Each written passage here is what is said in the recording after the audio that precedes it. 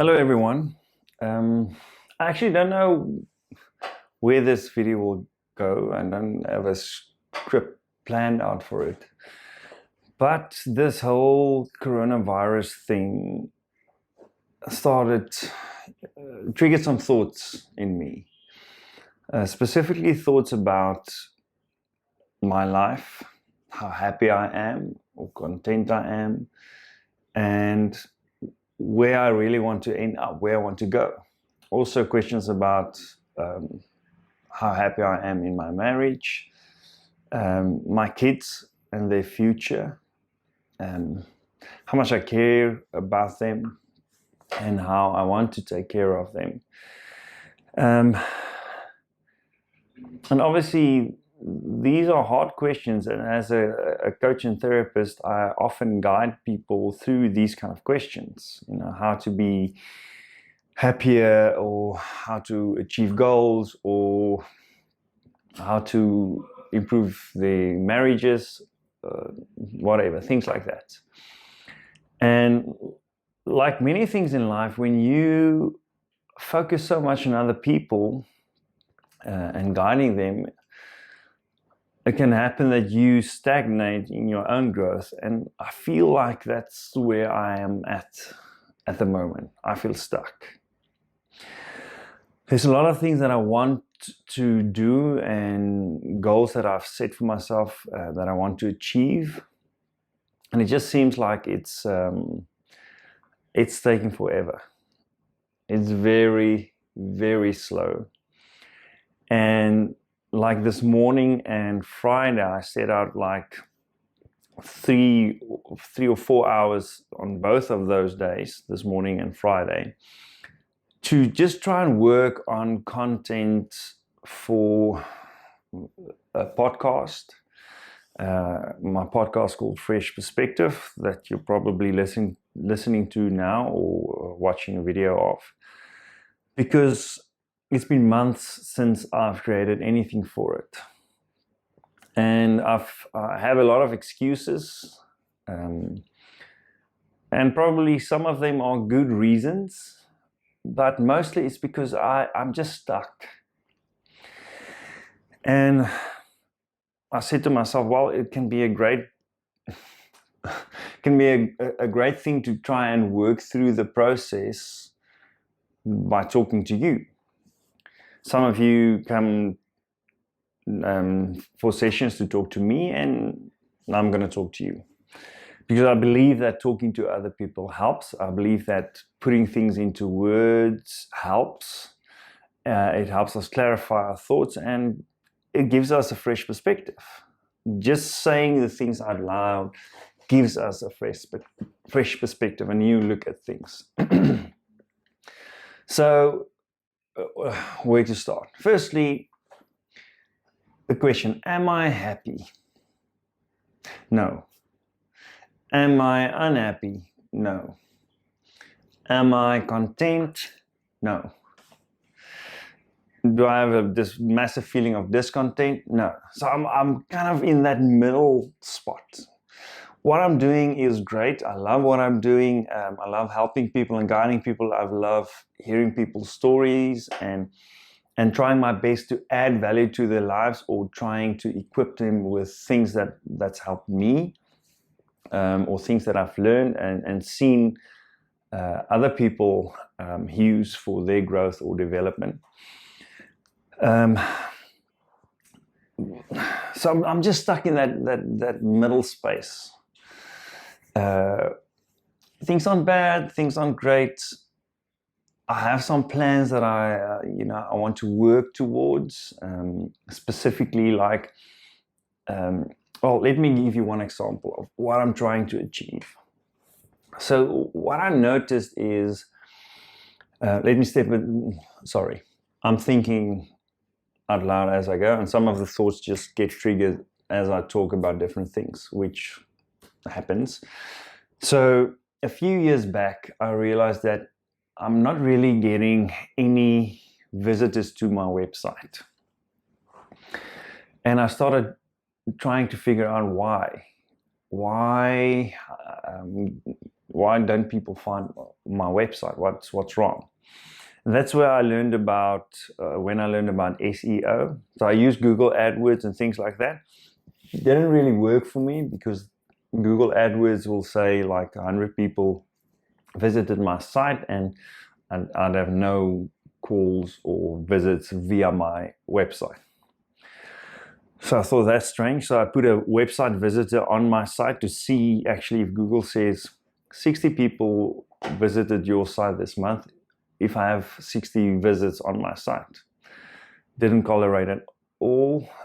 So I emailed Google, asked them, and in the end it was a lot of technical jargon and things, and I was like, okay, I don't know what to do about this. So I started working on understanding SEO. If you don't know what that means, I didn't either. It means search engine optimization. Basically, how can you organically be on the first page of a search that someone types in? So what I learned there is that I have to have the right keywords. So what are people actually looking for in my area of expertise? What are they typing into Google? And once I knew what that was, I used keyword planners to do that, which I also had to learn on different YouTube channels to understand. The best one was actually called Lazy Ass Stoner. So that guy helped me a lot to understand how that works. So I used that and set up the site. So long story short, in the end, I really understood how to make sure that the keywords that people are looking for was on my site. So people that needed what I had to offer, needed my help, could find me. So I wrote more than 50 blog posts and things like that. And that increased site visits dramatically. Real site visits, not claimed site visits like Google AdWords claimed that I wasn't getting those. Right, so that was set up about 3-4 years ago. And since then I've gotten lots of new clients that found me by Googling different words, marriage counseling, life coaching, whatever. But what I also started noticing the last year, maybe a bit less, is that even though I get a lot of visits now, there's not a lot of people that actually contact me. And that really, really bugged me. Because I was thinking about someone that's looking for marriage counseling. In what state do you have to be? How bad do things have to be for you to actually say, all right, I need help. We need help now. And mostly people do that when they're kind of desperate. They're like, okay, we've tried this, we've tried that. We can't figure it out ourselves, so we need help. So, for example, the last 3 months, I've had over 300 visits to my site. But I haven't had 300 new clients.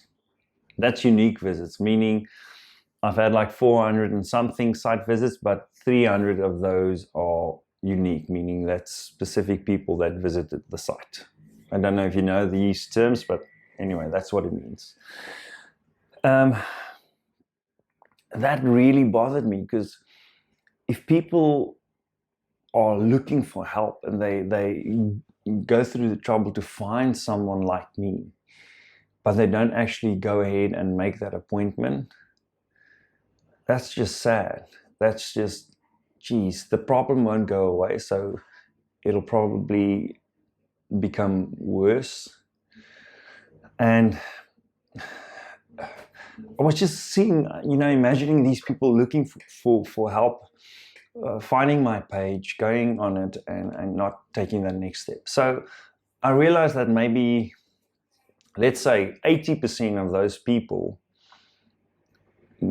contacted someone else. They didn't like what they saw on my site. They didn't click with the content. I don't know, whatever. What about that other 20%? Why didn't they make that appointment? So I became really obsessed with, and I am still obsessed with, how can I help people bridge that gap from finding the site to actually going ahead and making an appointment and finding the guidance, the help that they need. One thing that I thought might help is people don't know what to expect from counseling. So when people do phone me, there's a lot of different things that stop them from actually taking action. Like their spouse doesn't want to join them. They don't know how it works. Price sometimes as well. Time is a major issue. So I started thinking, okay, how can I help people just get access to some help, just maybe to help them gain that momentum, or just to relieve the pressure or the circumstances that's currently within their marriage, their relationship. And that was like creating content that guides people. So one of the goals is to actually create online courses that can help people that visit my site. So here's a course, download it and start doing the work. Start doing things that will help you improve your marriage. So that was the goal.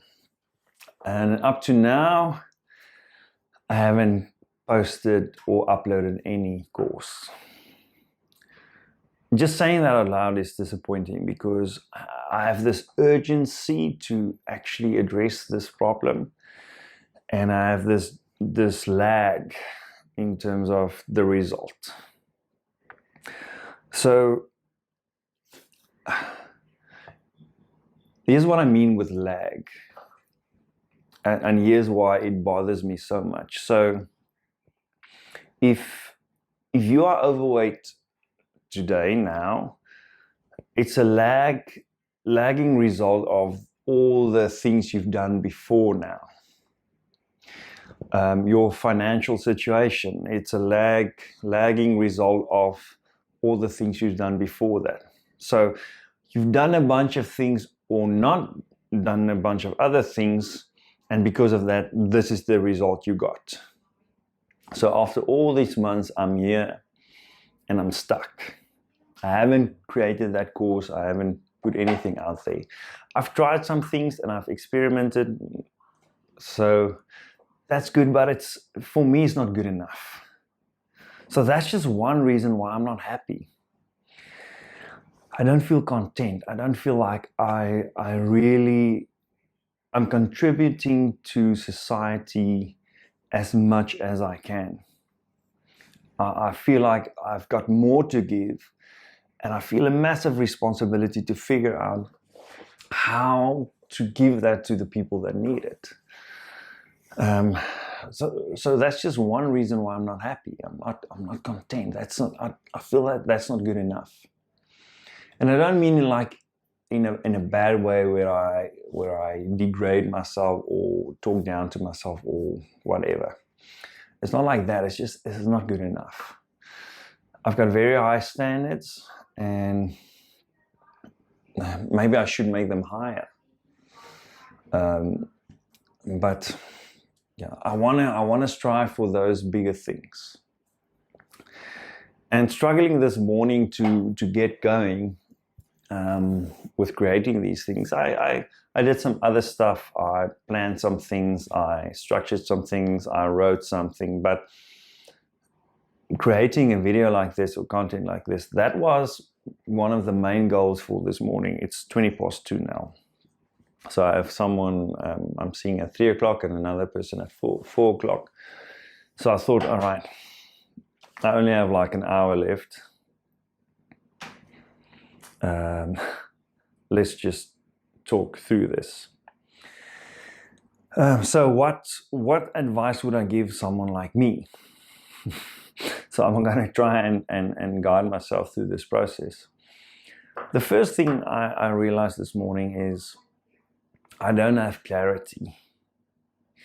I'm not really clear on exactly what it is that I want to achieve, and also how I want to go about getting there,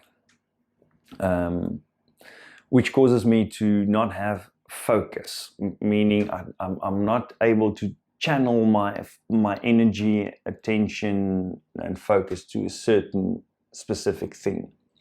So I want to create a course, but I have like 10 course ideas. I have like 20 ideas for content for the podcast or newsletter, blog, whatever. I'm still stuck between doing this in English and doing it in Afrikaans, because I also feel, even though I'm doing this in English now, I still feel like there's something there to be able to do this in Afrikaans for Afrikaans people. I am Afrikaans, and that's when I talk about my most intimate feelings and thoughts. That's the language I do it in. It's my mother tongue. So there's something there, and to be able to reach people in their language is still very important to me, and I'm struggling with that. Should I just target the Afrikaans thing, or should I do English and make it accessible to even more people? So that's obviously where I ended up at the moment, but I still struggle with that. So that splits my focus. Just that one little thing splits my focus. And in my attempt to create the clarity, I have to ask myself, okay, what do I want? What I want to give people in the end? Who is it I want to help? And what is it I want to give them? And when I think about that, I want to help individuals.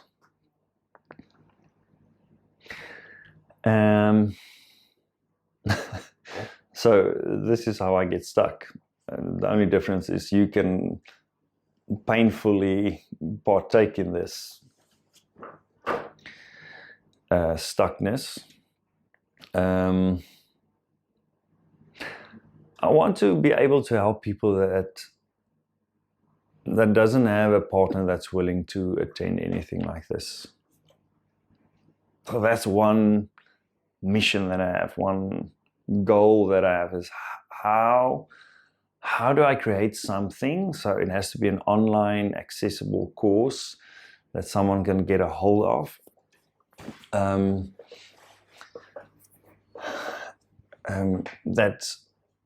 That'll change their marriage. That'll change their relationship, even when their partner is not interested in doing anything like this. And I've helped people sitting in these chairs behind me, individuals who says my partner's not interested in joining, do that. Because I really believe, and I've seen, that it only takes one person to change a relationship. Why? How? Well, if you think about the interaction between two people, and you think about the conflict that they get into often, maybe you can think about your own relationship. There's always a pattern there. It's kind of like you're always fighting the same fight. Maybe what started the fight is a bit different, but the fight always has the same storyline. It's kind of like the end of that movie. You know how this fight feels when it starts. You know what it feels like when you're right in the thick of it, and you know what the end result will be. It's like the same thing, and often we feel powerless to stop that. So what if one person just decide to go off script, not to do what they always do, not to do the default thing that keeps that whole storyline in place and just generates the same result? That disrupts everything. So people have the question like, what should I do about this relationship, or should I get divorced? And when you disrupt a system like that by changing how you act within that system, you get that answer. Either you see what needs to change within your relationship, because now you're challenging your partner to join you in this change. You are not doing what you always do, so if they keep on doing what they've always done, suddenly this thing doesn't connect anymore. This storyline doesn't make sense. You used to do this, it made sense. No one liked the end result. But now you're doing this, it doesn't connect anymore. So they can also step up and meet you in this new story that gets the better result. That's how you disrupt the system. What was my other point I was trying to make? How do you do that? Well, by focusing on yourself, by really focusing on yourself, really understanding what you want, and maybe more importantly, who you want to be, what kind of person you want to be. And there's different levels to that and different things that I try and help people through to do that, like what's your definition of love? What's the impact of that definition? What's growth? What are the areas you need to grow in order for you to be who you want to be? Things like that. So that's one example. So hopefully you can hear that the content there is really, it's valuable and it helps people, and I want to be able to share that with more people, to help more people. But I'm stuck. I'm not getting over that line. One reason is time. Finding the time to really practice presenting these things, practice and write out the outline for these videos, so I don't waffle and fall around like I'm doing now, but really like be concise in my communication and clear, and like have examples ready.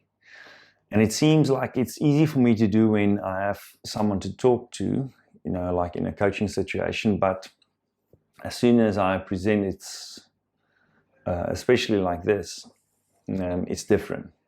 I lose my train of thought and things just go all over the place.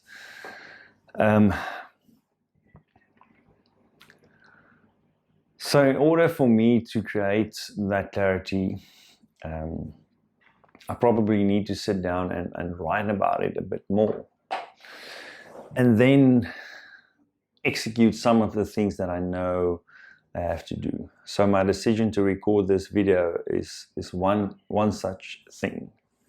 Just execute, just start, just get into the process, basically. The process of creating this kind of content. So I've been in the process before, and then I stop and I get out of the process. And maybe by just deciding to get in the process and stay in the process, and whenever I realize that I've gone out of the process, just get back into the process. But the time is an issue because it's very erratic at the moment. So that's why I've structured time Friday and this morning to help me, just protect some time where there's no clients that can book that specific time slot, that I can try and generate these things. But they take time. And when I say that, maybe that's the second lesson for me is like, okay, clarity, focus, and time. It takes time. And that's okay. Maybe I'm just too impatient. I want to produce it, I want to put it out there, and I want to do the next thing and put it out there, but maybe it's just much slower than that. Maybe I'm seeing it as I want to be able to run the race, but I should be training still, and just keep on training, be that kind of person. I like the idea also that instead of having a goal that's about doing something, redefining a goal in terms of identity.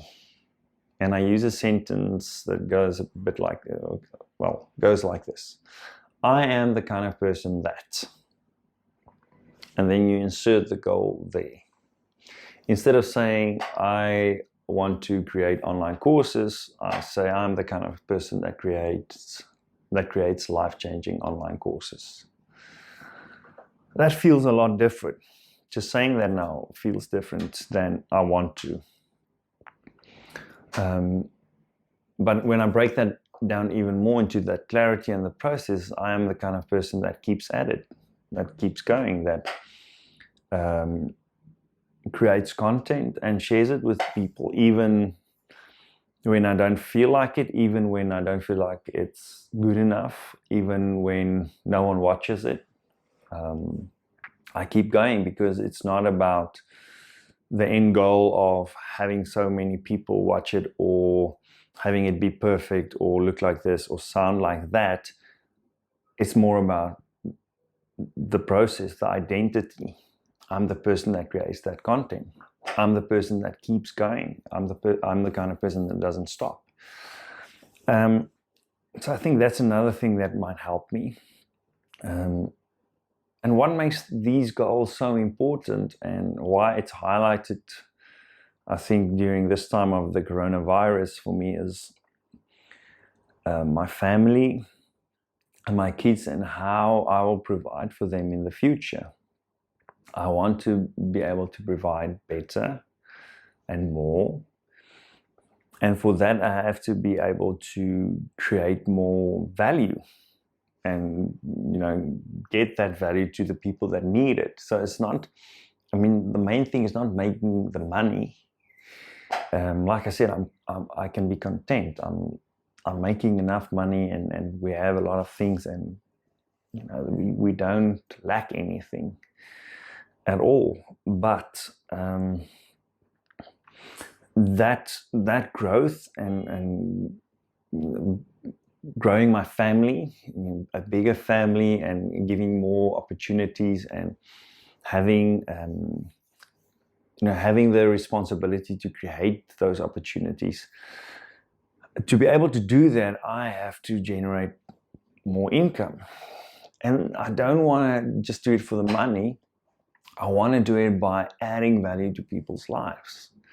I want it to really matter. And to be honest, I want to change. It sounds lame saying it out loud. I want to change the world.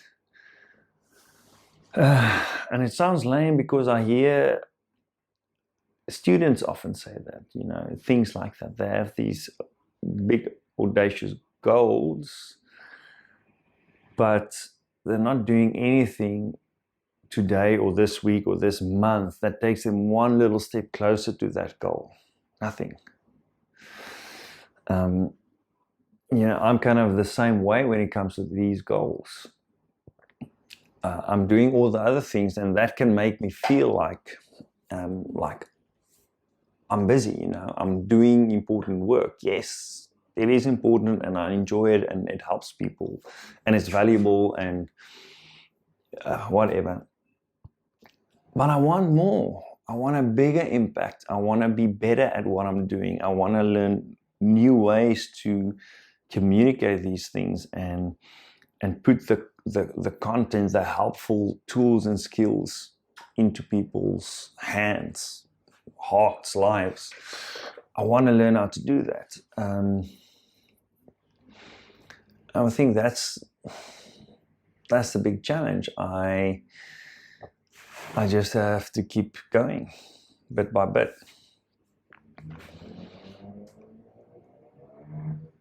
What also motivates me and drives this striving for a higher standard and more is the example I want to be for my kids. They're still very small, 5 and 18 months. But I want them to be able to really look up to me and see what I've been able to create. And that what I created is not separate from me. What I created was actually a result of or a consequence of who I am, the kind of person I am. That's why I was talking about the identity thing earlier. Who I am. And I don't want them to see any discrepancy between the work I do and the kind of person I am. What do I mean by that? So being married is sometimes hard and complicated, and dealing with conflict is sometimes very hard. Even though I help lots of couples deal with their conflict and resolve conflict, doesn't mean that I don't have conflict within my own marriage. I do. And sometimes I just suck at dealing with that conflict. What I mean by dealing with conflict, well, for me, conflict is information. So being able to really resolve conflict or deal with conflict is about getting that information from the conflict. And often I suck at doing that because I'm not really understanding what this conflict says about me. That's the first layer of information, is always about you. Always, always, always, always. So what does the conflict say about me? And often I'm not honest about that question. So I'm thinking this conflict is about my wife, where the first question should be, what information is there about me? That's the big, big gift of conflict. So often I don't know how to do that, or I don't remember to do that, or I'm also in a state where I forget to do it, don't want to do it because I'd rather be right, or I feel like I'm being treated unfairly or something like that. So the more I'm able to align how I deal with that as well, not doing it in a healthy way, dealing with conflict in a healthy way. And my kids will see that and grow up in that environment. And then how I recover from that and work towards being who I want to be, who I believe I am. That should be the same as when I guide couples through that process. I want my kids to see it's the same. Yes, it can be very hard, but if you do the hard work, what was hard becomes easy. And that's true. If you do hard work, the things that was hard become easy. Yeah, I mean, you can apply that to any sphere of life, like becoming stronger or fitter. If you do the hard work, what was once hard becomes easy. Running 5Ks when you're unfit becomes easy when you do the hard work of running the 1K and then the 2 and then the 3. And I think it applies to this as well, this content that I want to create, and how I want to share it with people like you listening to this. So maybe what I need help with is, could you bounce back what you hear, what stood out for you in this rambling? Do you identify with it, being stuck in this not unhappy but not happy space? Do you have advice? Have you read something? Have you seen something that might help me? And maybe I can work through that and share it with everyone else willing to listen. Like the last time I was on my YouTube channel, there was like 12 subscribers. It'd be cool to just hear from the 12 of you. What do you think? What do you make of this? And I'm really hoping that taking this step and just being in the process helps me. To be honest, it's a bit of a selfish thing, but it's a healthy selfishness because it's about a bigger picture. Because I know if I'm able to focus on myself now and figure this out, I'll break through the barriers stopping me from reaching more people and helping more people, adding value to people's lives more and more and more. I think that's about it. Feels good to talk about it and share it. Like writing a letter that you'll never send. It's still good to get it out there, or journaling, which I think is a great thing to do. So that feels good, but it also feels bad because the work still has to get done. I have to create that clarity and the next step, and I still have to execute those, even when it's going to be hard or complicated or whatever. There's going to be many different setbacks. And maybe I can share one more thing. When I think about what kind of advice I'd give myself, or kind of coaching, the voice inside your head that's constantly talking to you. One distinction that I've learned to make is that voice in your head, is it a judge? Is it actually criticizing you, blaming you, putting you down because of the things you're not doing, or the way you're doing things, or what you're supposed to do? Or is it a coach? And there's a major difference. A coach will actually look at what you're doing, assess it, and then help you improve. He'll show you the changes you have to make to get what you want, to get the result that you want, but also to tap into more of your potential. That's what a coach does. So that voice in your head, what is it? Is it the judge or a coach? If it is a judge, how can you turn what that judge is saying into a question that becomes the voice of a coach? For example, you are never going to be able to do this.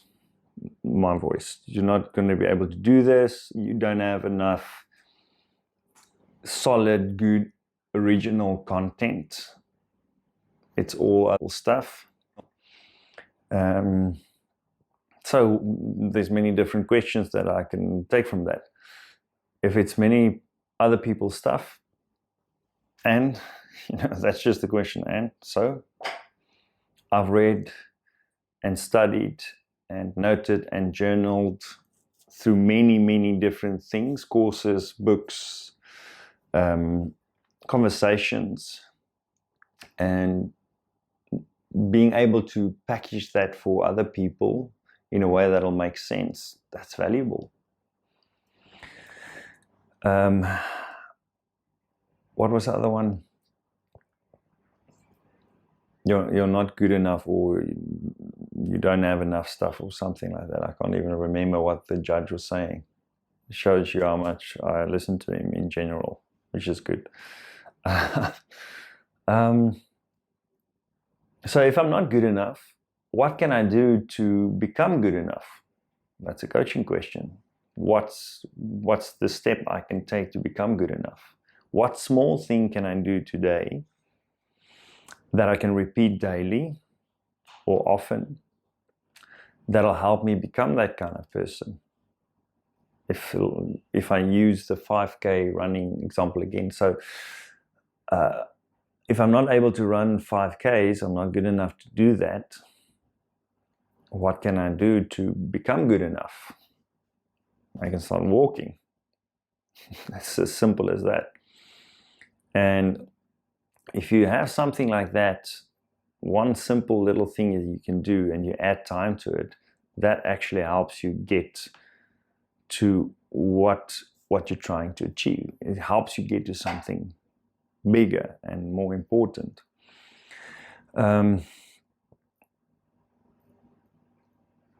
Yeah, I think that's it. That's it for this video. Thank you if you're still watching and listening. Thank you for sticking with me to the end. And please send me your comments or your advice. You can send it to me via email. francois@francoisesterhuizen.com. You can use that email address, send it to me. You can send it via WhatsApp, 082 444 1831. Send me a message with a question or advice. Or comment if it's on something you can comment on. I'll probably put this on YouTube. Let me know what you think and what advice you have for me.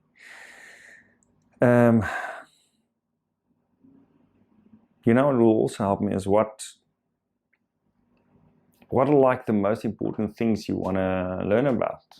What questions do you have that I can ramble on about in this way, if you find this to be meaningful in any way? I think it will help me. But until then, thank you for watching, thank you for listening. Hopefully, if I stay in the process, I'll see you soon. Bye.